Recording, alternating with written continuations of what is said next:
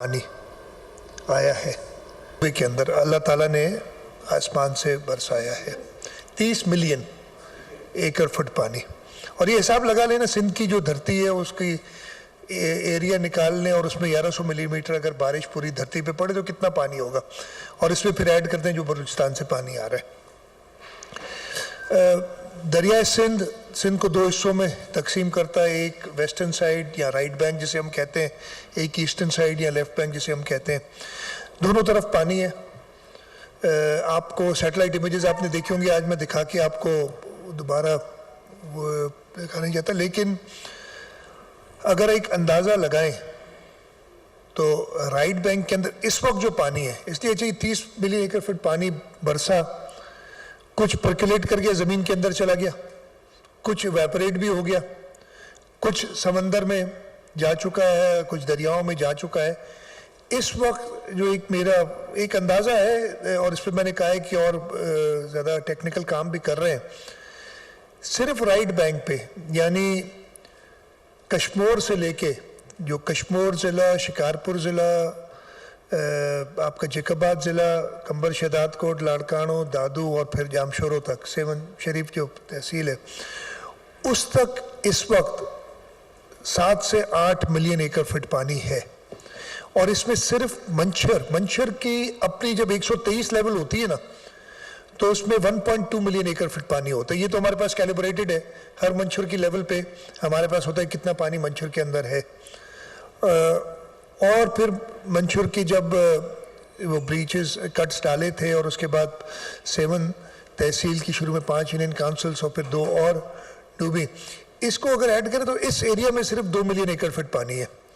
और फिर आप इधर से शुरू होते हैं, आप पूरा अंदाज़ा लगा लें एक एरिया, ये आप लोग भी कैलकुलेशन कर सकते हैं, इतनी मुश्किल चीज़ नहीं है कि सैटेलाइट इमेजरी से पानी देख लें आप, एवरेज में 3-4 फुट पानी हर जगह पे एवरेज, कहीं कहीं 8-10 फुट है, कहीं फुट होगा पानी का, ये निकाल लेंगे तो यही नंबर आपके पास एक रफली आ जाएगा। अब ये सारा पानी आपको निकालना है हमने इंशाल्लाह ताला दरिया में भेजना है मंशर झील से।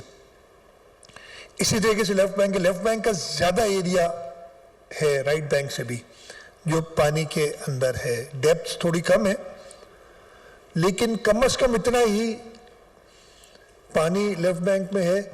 और लेफ्ट बैंक में निकालने का तरीका पानी का, एक तो बदीन के ज़रिए जो आपकी ईस्टर्न साइड है यानी दरिया से थोड़े दूर डिस्ट्रिक्ट्स हैं, जिसमें शहीद बेनज़ीराबाद का ईस्टर्न साइड, फिर सांगड़ ज़िला, उमरकोट, आपका मीरपुर ख़ास, बदीन, ये सारा पानी जाएगा LBOD के ज़रिए शकूर ढंड और उससे समंदर में।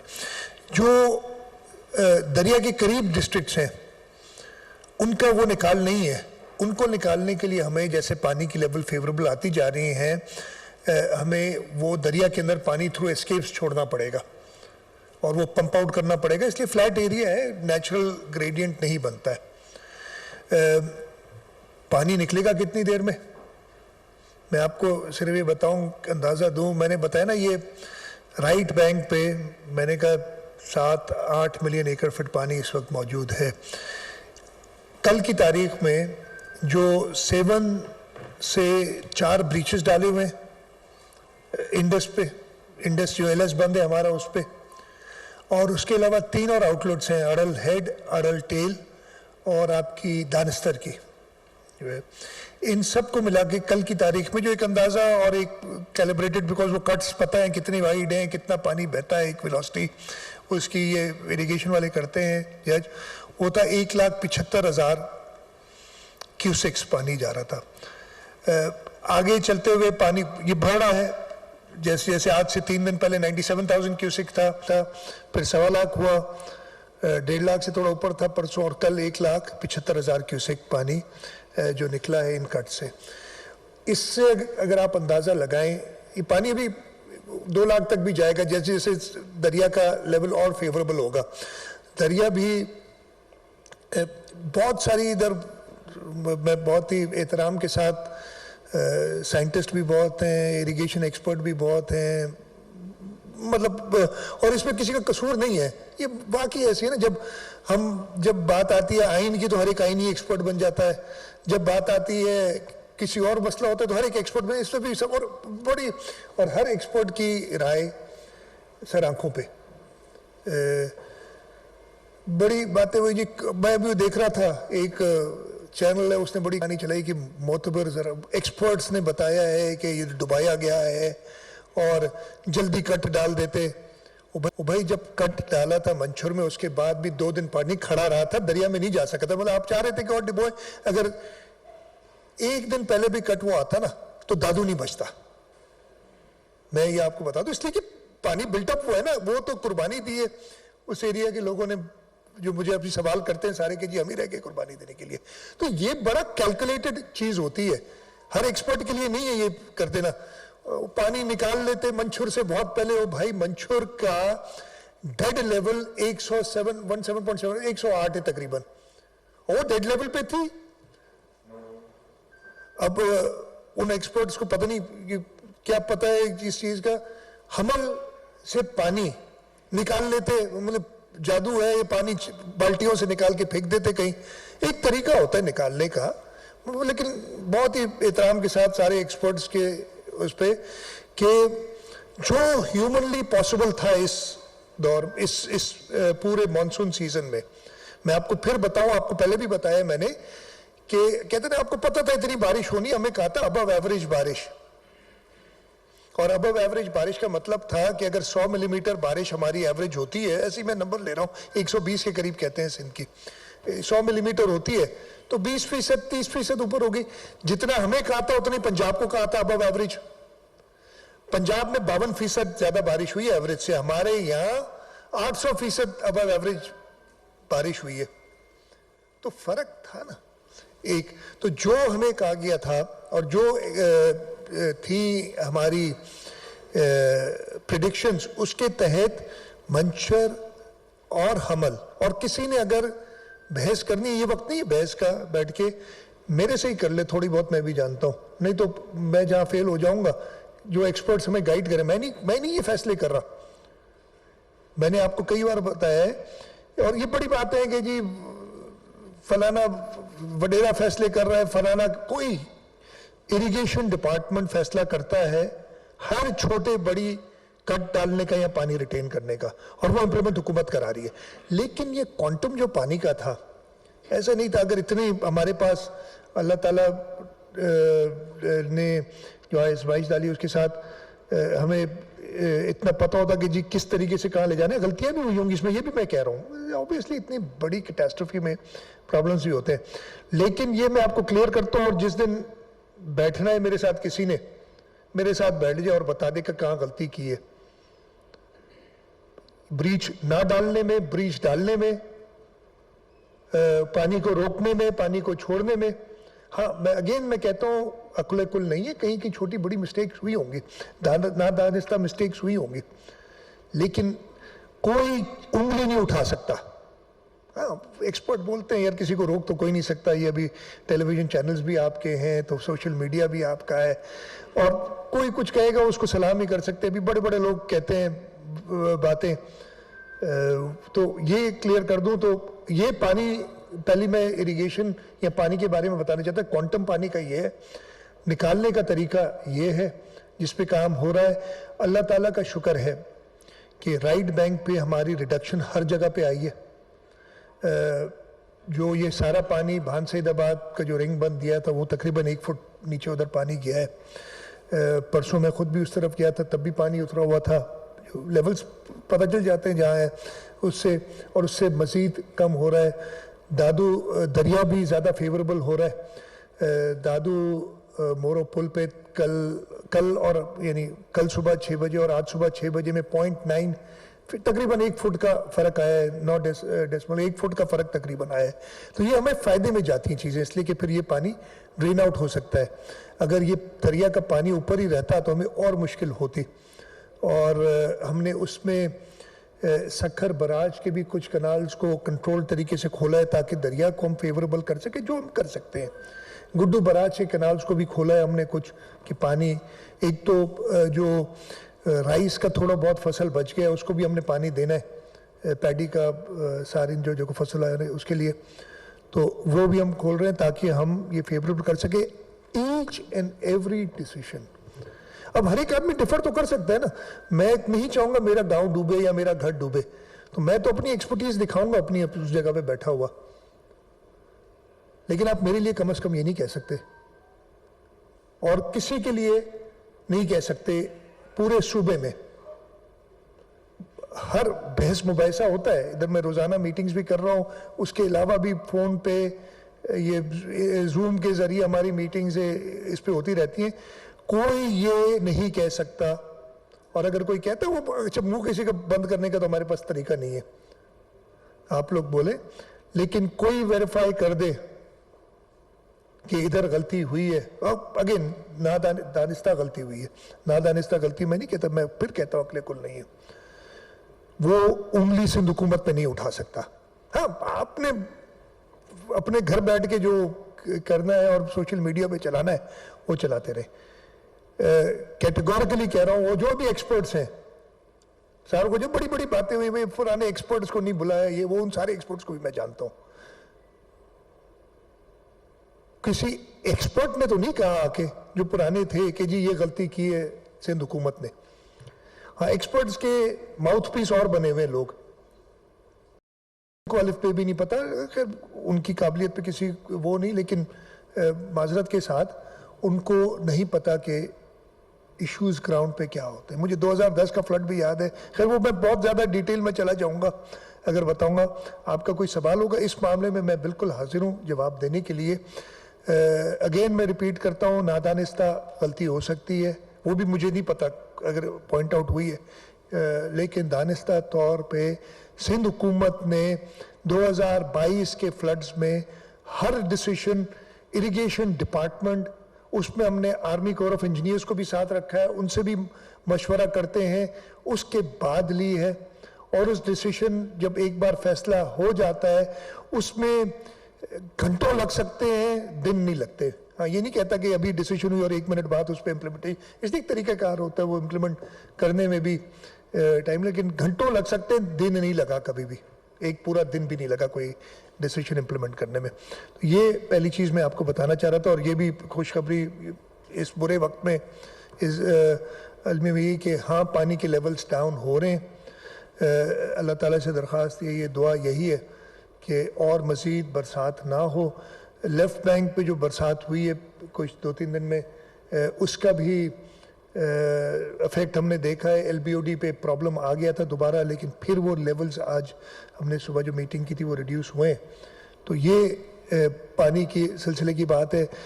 हम फेडरल गवर्नमेंट के साथ मिलके रेलवे लाइन जो है उसको भी ऑपरेशनल करने के लिए स्टेप्स उठा रहे हैं, लेकिन उस पर भी यही फैसला किया गया है कि किसी नए इलाके को डुबो के हम कोई चीज़ नहीं करेंगे। हमारी पूरी कोशिश ये है कि किसी नए इलाके को ना डूबे। तो पहले तो मैं ये इरिगेशन पे थोड़ा सा आपको बता, मैं कर लूँ ख़त्म। 3 मैं चीज़ों पर बात करूँगा, इरिगेशन, रिलीफ पे थोड़ी सी बात करूँगा, और मैं हेल्थ की जो इश्यूज़ है ना उन पे आपसे आगाही देना चाहूँगा। आगे की बात फिर आपके सवालात भी ले लूँगा, कोशिश करूँगा मैं 10-1 मिनट में ख़त्म कर लूँ अपना काम। रिलीफ की जो आपको बता दूँ कि इस वक्त सूबाई हुकूमत डिज़ास्टर मैनेजमेंट अथॉरिटी के थ्रू, अच्छा डिज़ास्टर मैनेजमेंट अथॉरिटी सिर्फ PDMA नहीं होती, DDMAs भी होती हैं जो डिप्टी कमिश्नर्स हेड करते हैं, वो भी अपने तरीके से, उनको भी फंडिंग दी गई है। अमाउंट्स अभी मुझे इस वक्त याद नहीं, इसलिए कि वो उनको भी फंडिंग दी गई है। PDMA अपनी प्रोक्योरमेंट करती है। इस वक्त तक PDMA ने अपनी प्रोक्योरमेंट करके 1,75,934 टेंट कल शाम तक या आज सुबह तक समझ लें ये डिलीवर हो गए। NDMA ने शुरू में हमें टेंट्स दिए थे नेशनल डिज़ास्टर मैनेजमेंट अथॉरिटी में 10,853, जिसमें बड़े टेंट्स भी थे 1900 सॉरी, हाँ 1900 बड़े टेंट्स भी थे। वो टोटल मिला के 10,853 टेंट्स दिए थे कि जो हमने डिस्ट्रीब्यूट किए। NDMA ने थ्रू पाकिस्तान आर्मी 21,367 67 होते हैं, कितने होते हैं उतने टेंट्स डिस्ट्रीब्यूट किए हैं। नेवी ने 2586 टेंट्स डिस्ट्रीब्यूट किए हैं। पाकिस्तान एयरफोर्स ने 3,558 और बाकी सोर्सेज से जो हमारे पास डेटा है 1765 टेंट्स गए हैं। 2,16,073 2,16,000 समझ लें टेंट्स कल तक डिस्ट्रीब्यूट हो चुके हैं। ये सिर्फ टेंट्स की बात कर रहा हूँ। अच्छा, रिक्वायरमेंट मैं कई बार बता चुका हूँ आपको 1.5 मिलियन की इमीडिएट, तो आप अंदाज़ा लगा सकते हैं। मैं कह रहा हूँ मुझे आज 1.5 मिलियन टेंट चाहिए और दिए 2 लाख हैं, तो लोगों की जो किराया है बिल्कुल जायज़ है, इसलिए कि उनके सर पे छत नहीं है, उनके घर गिर चुके हैं। पहले बरसात में डूबते रहे, जब बारिश हो रही थी उसमें वो भीगते रहे, और अब शदीद गर्मी में वो है, तो वो एहसास है।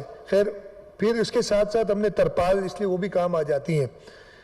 अभी तक तकरीबन 1.5 लाख 1,49,060 तरपाल पीडीएमए दे चुका है। 8,500 एनडीएमए ने पीडीएमए को दी थी, मैंने इस तरीके से डिस्ट्रीब्यूट किया है। वो है 26,000 थ्रू आर्मी दिए हैं और थोड़ी सी क्वांटिटीज़ और लोगों ने दिए। टोटल 1,85,561 तरपाल दे चुके हैं। तो अगेन ये दोनों ऐड भी कर लें तो कोई ख़ास नंबर नहीं है, 4 लाख के करीब बनता है। ठीक है जी। मॉस्किटो नेट्स हम 1.5 मिलियन 1.54 मिलियन 15,41,000 या 15,42,000 तकरीबन दे चुके हैं, जिसमें तकरीबन 12 लाख के करीब पीडीएमए ने डिस्ट्रीब्यूट किए हैं। उसमें मैं शुक्रगुजार हूँ फेडरल हेल्थ डिपार्टमेंट का, NIH, और उन्होंने 12 लाख टेंट मॉस्किटो नेट्स उनकी तरफ से आए हमें। टोटल हमने कोई अभी तक 12 लाख डिस्ट्रीब्यूट कर चुके हैं, बाकी स्टॉक्स में है हमारे पास। और इसी तरीके से एनडीएमए ने 3,63,000 के करीब मॉस्किटो नेट्स दिए हैं, और नेवी ने कोई 3,000 के करीब मॉस्किटो नेट्स दिए हैं। टोटल 15,42,000 मॉस्किटो नेट्स हुए हैं, और इसकी भी 4.5 मिलियन की हमारी एस्टिमेट है जो देने हम रोज़ाना के उसमें दे रहे हैं, इसलिए कि भी अब आगे जब हेल्थ की बात करेंगे उसमें भी थोड़ा सा इसका जिक्र कर लूँगा। राशन बैग्स हम अभी तक 3,16,000 के करीब डिस्ट्रीब्यूट कर चुके पीडीएमए। 7,500 हमें एनडीएमए ने दी थी। उसके अलावा तकरीबन 42,256 एनडीएमए मजीद डिस्ट्रीब्यूट कर चुकी है through Pakistan army. 47,175 bags navy ने डिस्ट्रीब्यूट किए हैं। पाकिस्तान एयरफोर्स ने 38,591। अच्छा, कि मैं आपको बता दूं कि जो फॉरेन एड आ रही है, जिसमें जो भी सामान आ रहा है, वो भी एनडीएमए डिस्ट्रीब्यूट कर रही है और इन्हीं नंबर्स में शामिल है। वो पीडीएमए को नहीं मिल रहा, इन्हीं नंबर्स में वो शामिल है। और तकरीबन 13,000 के करीब और सोर्सेज से हुई हैं। टोटल 4,25,000 से कुछ ऊपर हम राशन बैग्स अभी तक डिस्ट्रीब्यूट कर चुके हैं। और मेरे पास इसकी डिस्ट्रिक्ट वाइज, डिवीजन वाइज भी है। एक जो है कि मैंने आपको बताया ना 2,16,000 के करीब जो हम दे चुके हैं टेंट्स अभी तक। पाइपलाइन में एज ऑफ दिस मॉर्निंग, यानी पाइपलाइन हम करते क्या है कि जो यहाँ से डिस्पैच हो गए हैं टेंट डिफरेंट एजेंसीज के, लेकिन अभी तक डिस्ट्रिक्ट्स में नहीं पहुँचे, बहुत टाइम लग रहा है तहसील में पहुँचने में। तकरीबन 17,500 टेंट इस वक्त रोड पे हैं जो कि अपनी डेस्टिनेशन की तरफ हैं। कुछ पहुँच गए होंगे सुबह जब से मेरे पास डेटा है अब तक, कुछ आज पहुँचेंगे, कुछ रात तक पहुँचेंगे। इस तरीके से ये एक साइकिल चलता रहता है। इसी तरीके से तरपालों का अच्छा नंबर, तकरीबन 74,000 तरपाल रोड पे इस वक्त जो कि पहुँच रहे, और इंशाल्लाह ये जब हो जाएंगे ये तकरीबन लाख के करीब। और शेल्टर जो है ना टेम्परी, वो जैसे मैंने 4 लाख पहले बताया, तो लाख के करीब और रोड पे इस वक्त जो मिल जाएगा लोगों को।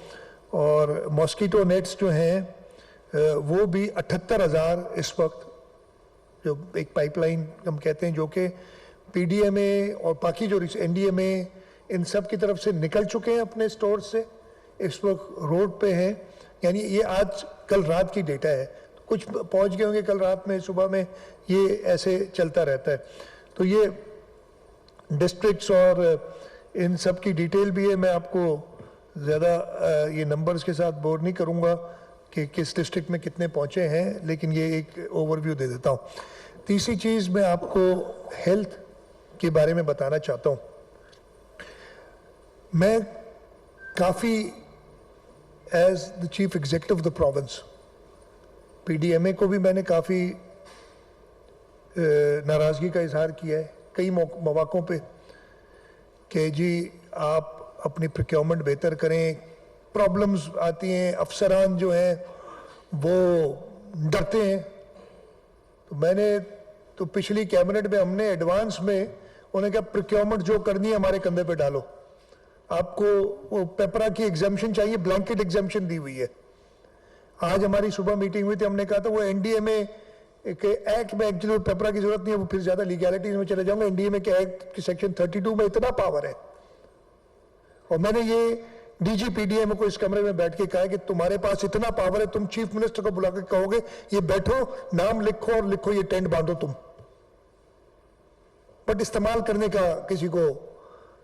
डिजास्टर मैनेजमेंट अथॉरिटी का जो एक्ट है, जब अल्लाह न करे डिजास्टर आता है, उस इदारे को सबसे ज्यादा पावरफुल बनाता है।